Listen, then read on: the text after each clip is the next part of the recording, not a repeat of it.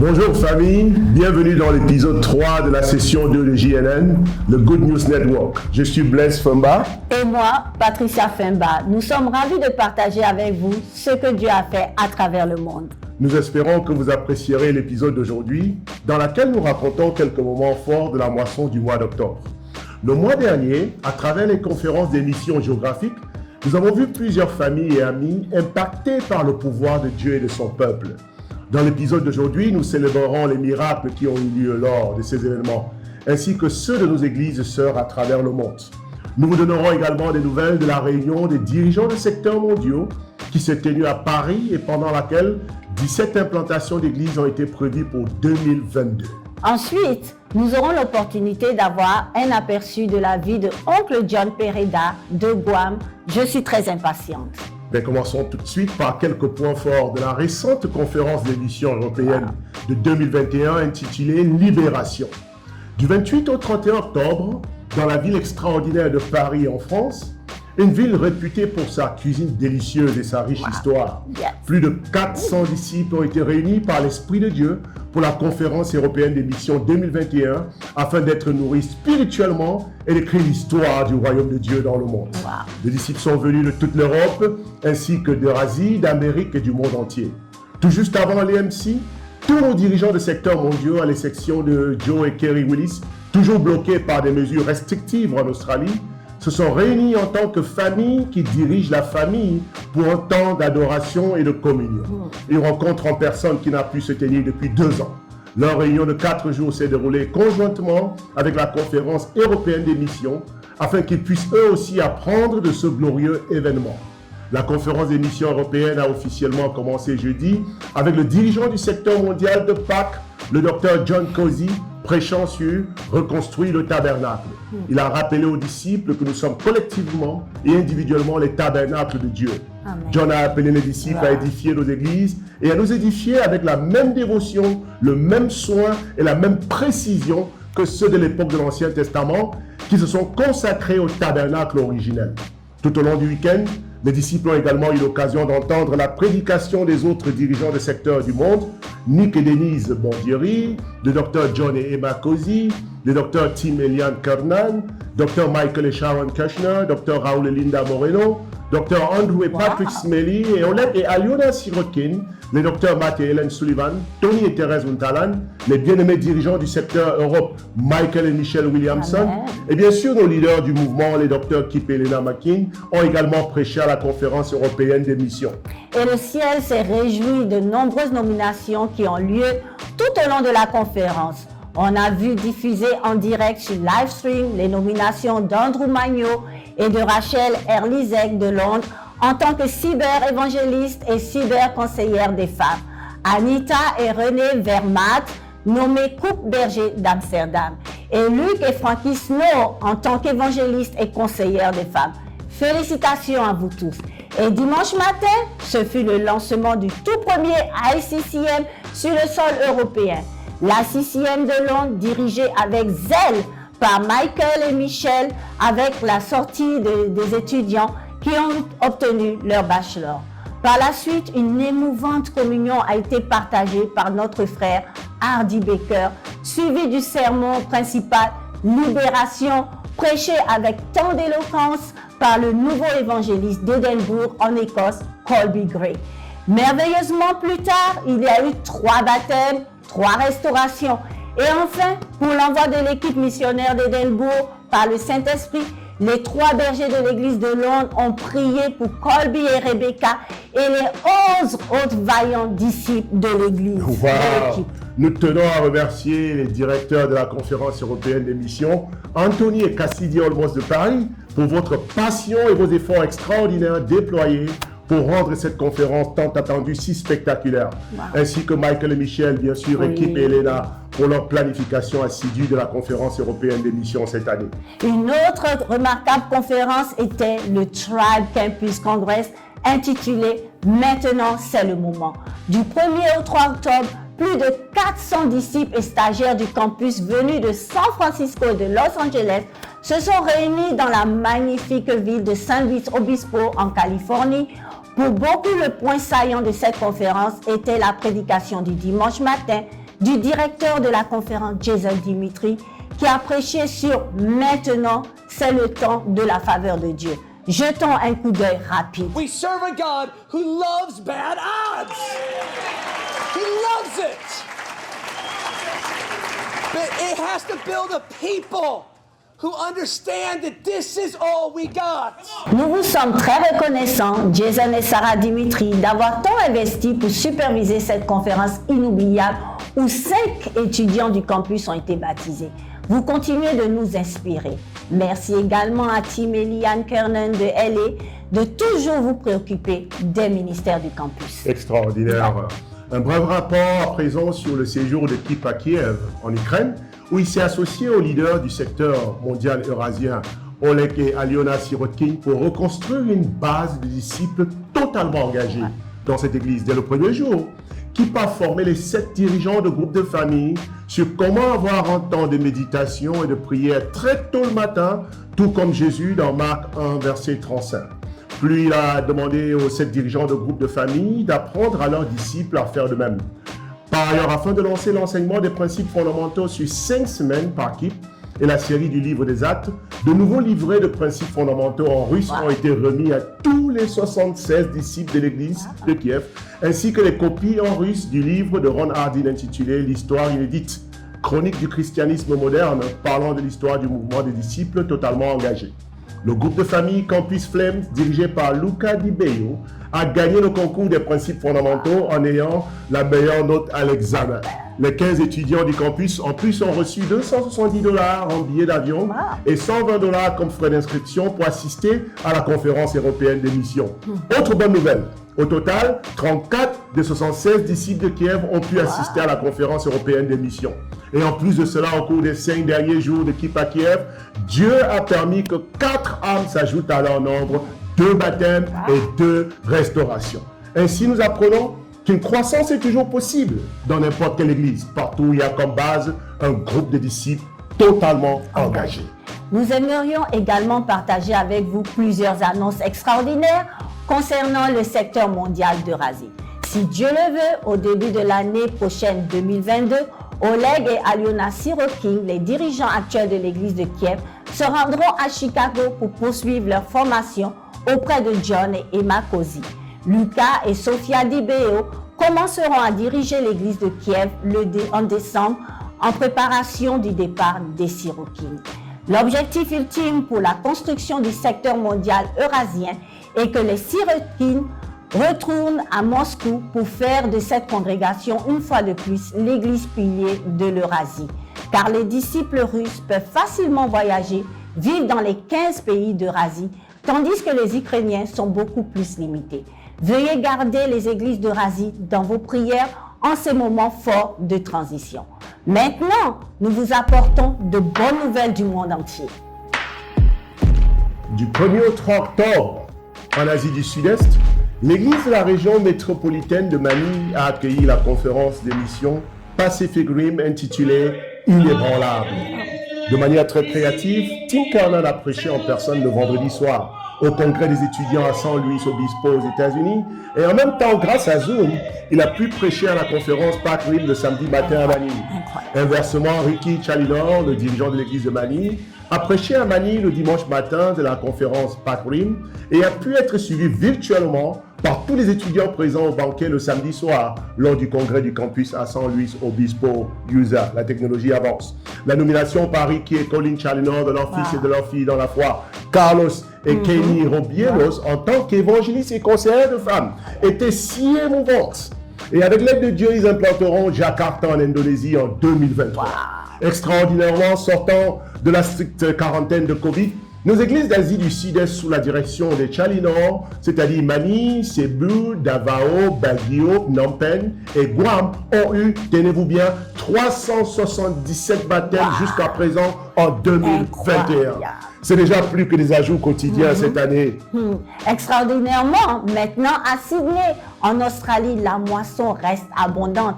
Aaron et Fang Han ont été invités à étudier d'urgence la Bible avec une femme de 73 ans nommée Tam Lee, la tante de notre frère Jerry Wong à Los Angeles.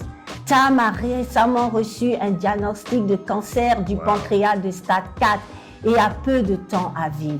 Fang a sauté dans l'étude de Lumière et Ténèbres de sa tante sur Zoom, expliquant en cantonais l'importance d'un baptême par l'immersion totale. Ce fut une occasion capitale lorsque Fang posa à Tam les 2 questions les plus importantes de sa vie en cantonais. À la deuxième question, Tam a hardiment proclamé « Jésus est Seigneur » en cantonais, alors que son neveu Jerry, suivant l'événement sur FaceTime, était ému. Le mois dernier, Aaron et Fang ont également organisé un incroyable dévotionnel chinois international pour tous les disciples chinois de notre mouvement. Tous étaient tellement encouragés et fortifiés après avoir entendu parler de ce que Dieu fait en Chine continentale à travers nos disciples de l'église Crouching Tiger 2.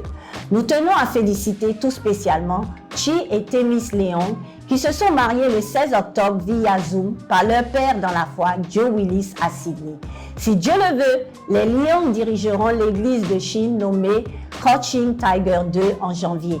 Et le docteur James Walk, actuellement à Sydney, dirigera la puissante église de Hong Kong, également connue sous le nom de Crouching Tiger 1, aux côtés de Lang Yang à partir de janvier. Veuillez également prier et garder un œil sur JNN en mandarin qui sortira ce mois-ci. Extraordinaire. En octobre, le mari de la nièce de Luke Speckman, le dirigeant de l'église de New York, Josh, a été puissamment baptisé à Leavenworth, Kansas. Josh est maintenant le 6e membre de la famille de Luke dans le groupe de disciples présents dans la Kansas City en attendant l'implantation de l'église. Fait intéressant, en janvier, l'église de Chicago envoie un couple entraîné au ministère, Rich et Anna Hardy, pour diriger ses frères du Kansas. Et cette église sera officiellement implantée en septembre selon le projet Operation Eagle. Wow! Dieu répond de façon incroyable aux prières de notre frère Luc. Dans le sud des États-Unis, Dieu a béni le culte du premier anniversaire de l'église de Tallahassee et de Thomasville d'une manière étonnante. John Garmon, le fils du docteur Joe et d'Eddie Garmon, les héroïques dirigeants de l'équipe de TNT, a été restauré. Alors maintenant, les 5 enfants des Garmon sont des disciples de Jésus totalement engagés. Extraordinaire. Permettez-moi de vous donner les dernières nouvelles encourageantes sur l'église de Boise dans l'Idaho, qui a eu son culte inaugural le mois dernier.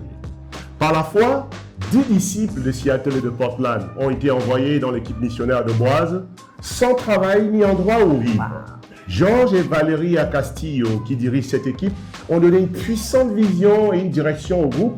Et très rapidement, Dieu a béni sa foi parce que tous les membres de l'équipe ont pu trouver des emplois formidables et des maisons où habiter. Dans les 3 semaines suivant leur atterrissage, ils avaient plus de 20 personnes qui étudient la Bible. Wow! La devise de l'État de l'Idaho est Esto Perpetua, qui signifie subsiste toujours. L'amour de Dieu subsiste vraiment pour toujours. Car ces disciples engagés ont pu assister à leur premier baptême la semaine qui a suivi leur culte inaugural. Rachel, une étudiante en kinésiologie de l'Université de l'État de Boise, a été baptisée et est totalement engagée pour Dieu. Extraordinaire encore. Dieu fait des choses incroyables dans le monde. Et maintenant, nous allons aller à Haïti. Malgré l'instabilité continue dans ce pays, l'école Mercy à Jacmel, sous la direction de Jean Bonnard et Lovely Collin, les responsables de nos églises en Haïti, continue de prospérer et de grandir. 2 autres salles de classe ont été ajoutées pour permettre d'avoir la 6e année et le chemin qui passe devant l'école a été dégagé et nivelé pour un accès plus facile. Jean Bonnard a même peint le mur de l'école Mercy et Lovely a cousu les uniformes des élèves qui sont maintenant plus de 60. C'est un véritable témoignage que le leadership de Collin ressemble davantage à celui de Jésus-Christ. À Lima, au Pérou, Heidi Carmen est devenue notre sœur en Christ juste une semaine après le baptême de sa sœur Milagro Carmen. Heidi a fêté son 50e anniversaire le lendemain de son baptême et a partagé lors de l'étude du calcul des dépenses qu'elle était si heureuse d'être baptisée avant son anniversaire, car elle voulait recevoir le salut, le plus beau cadeau de sa vie. Elle a également partagé qu'elle voulait commencer sa 50e année en tant que nouvelle création dans le Seigneur. Incroyable. Heidi et Milagro sont les parents de nos chères sœurs Maria et Ziola, également toutes deux de Lima. C'est vraiment spectaculaire ce que Dieu fait dans le monde.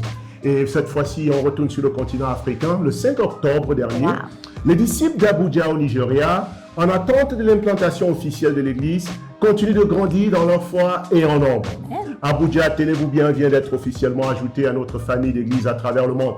C'est très excitant car Abuja est bien sûr la capitale du Nigeria. Amen. Et par la grâce de Dieu, avec Abuja, nous avons maintenant des disciples dans 3 des principales villes du Nigeria, c'est-à-dire à Lagos, à Abuja et à Port Harcourt, faisant ainsi 126 églises chrétiennes internationales à travers le monde. Wow. Bravo! Au cours de la dernière semaine d'octobre, le ministère du campus d'Abidjan en Côte d'Ivoire a entrepris l'extraordinaire campagne dénommée Une semaine avec un état d'esprit de mission pour chercher et sauver les perdus.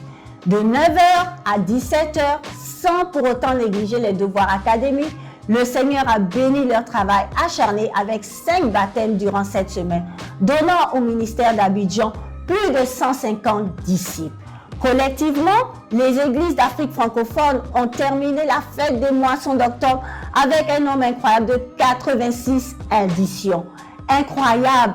Et maintenant, à l'oncle John sur la magnifique île de Guam pour une journée dans la vie des disciples.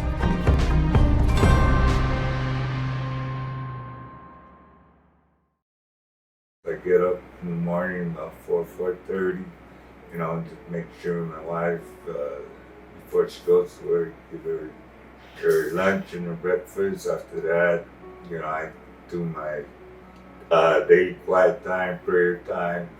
And then during the day, if I have to go to study, discipling time, or even having tea time with any of the brothers that are going through situations where I can help them, where we go cut grass and stuff like that for their missions, and every day just praying to God to help me walk from my cancer, my radiation, chemo.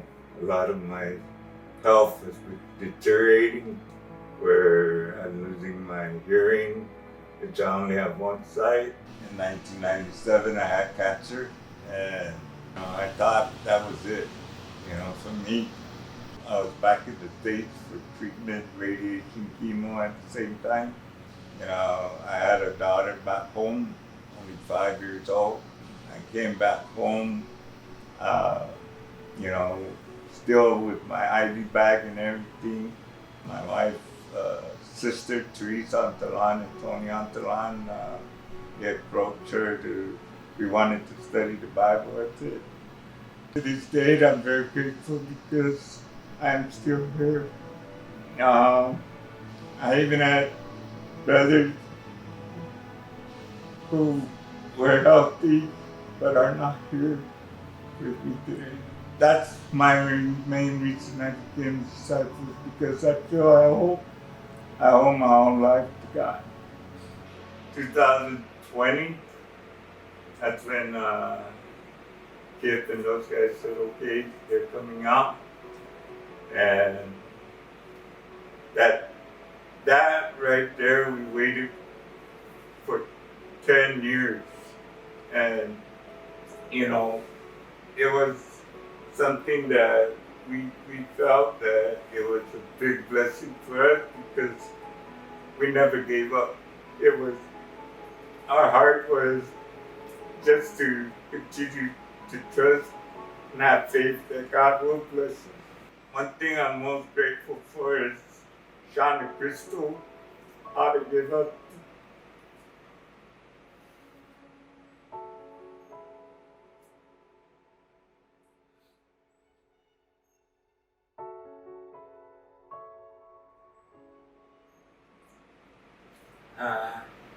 How they gave up everything to come out all the way out here. And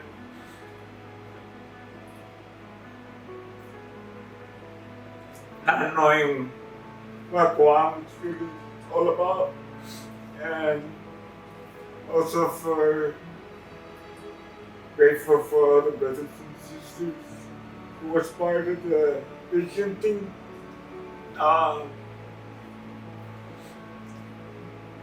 really dropping everything they had, coming out here, and really had nothing.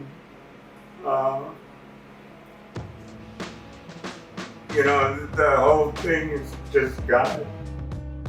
Wow, merci beaucoup, Oncle John, d'avoir partagé avec nous une journée de ta vie. Ta gratitude est si émouvante. Chère famille, Dieu agit puissamment à Guam, car le 31 octobre, l'église de Guam a eu 6 baptêmes. Wow. En moins d'un an, cette église a plus que doublé en nombre pour atteindre 47 disciples totalement engagés. Quelle inspiration! Le Seigneur est vraiment à l'œuvre dans le monde. Terminons l'épisode d'aujourd'hui en partageant avec vous un moment fort de la conférence des missions européennes de 2021.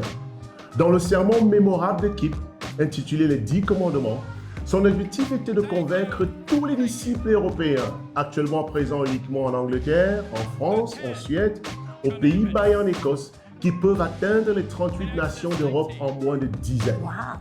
Alors Kip a conclu son sermon en partageant 2 événements inspirants. Le premier récit était l'histoire de l'église de Portland à Oregon aux États-Unis. Cette congrégation a été dévastée par la crise spirituelle de 2003 dans l'ancien mouvement.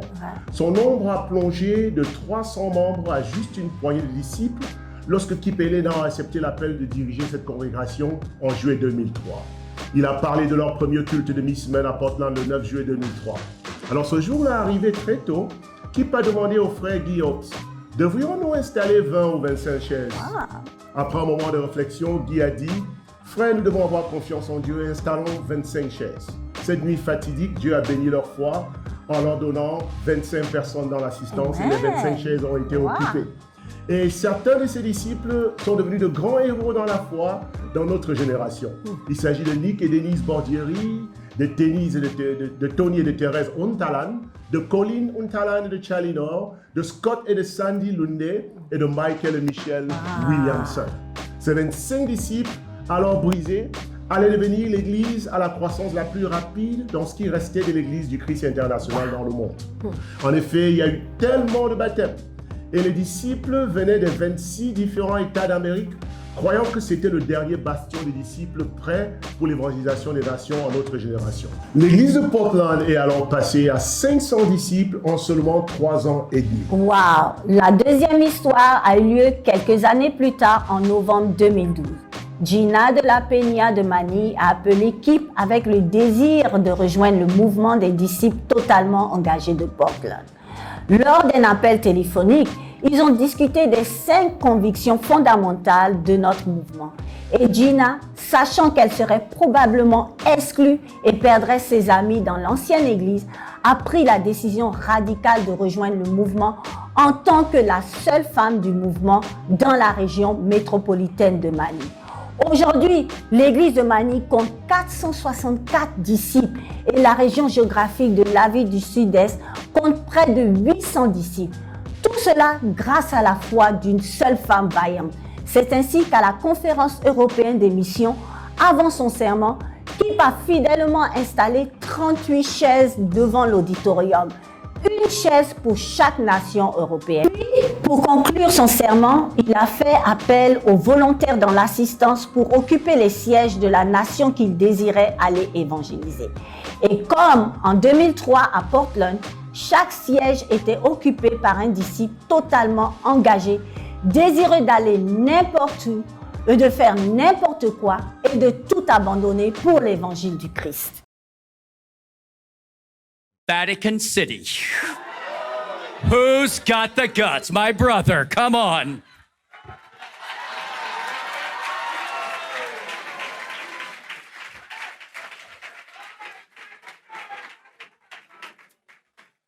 Do you believe that Europe can be evangelized in this generation? We already got one person for every nation. Wow, extraordinaire. Donc, avec cette illustration, nous savons que l'évangélisation de toute l'Europe et de toutes les nations peut se faire si une seule personne dans chaque nation s'engage. Famille de Dieu, il est clair que le Seigneur nous réserve beaucoup pour les mois et les années à venir. Nous sommes impatients de voir comment il travaille à travers votre fidélité au mois de novembre, qui a été intitulé Un novembre mémorable. Nous sommes également ravis d'annoncer le thème de l'année 2022 du mouvement des disciples totalement engagés, l'année du Saint-Esprit. Waouh! Ni par la force, ni par la puissance, mais par mon esprit, dit le Seigneur Tout-Puissant. Extrait de Zacharie 4, verset 6. Merci d'avoir regardé l'épisode de JLN de ce mois-ci.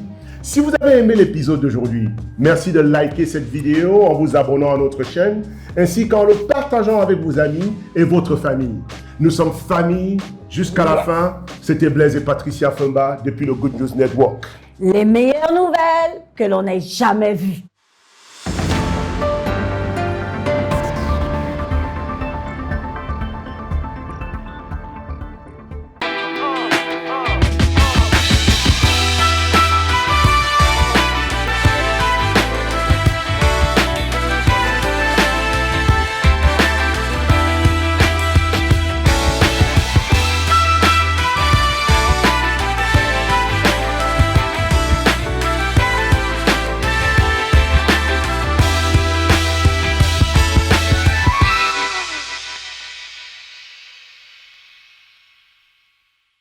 Les secteurs mondiaux qui s'est tenu à Paris et pendant laquelle 17 implantations d'églises ont été prévues pour 2022.